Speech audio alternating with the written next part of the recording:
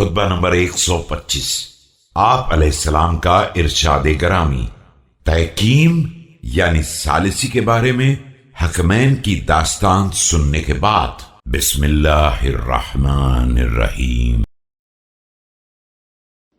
إنا لم نحكم الرجال وإنما حكمنا القرآن هذا القرآن إنما هو خط مستور بين الدفتين لا ينطق بلسان ولا بد له من ترجمان وإنما ينطق عنه الرجال۔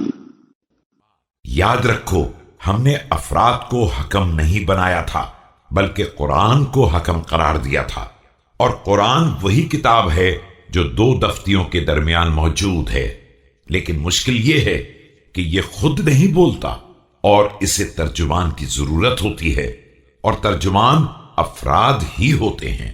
ولما دعانا القوم إلى أن نحكم بيننا القرآن لم نكن الفريق المتولي عن كتاب الله سبحانه وتعالى، وقد قال الله سبحانه فإن تنازعتم في شيء فردوه إلى الله والرسول۔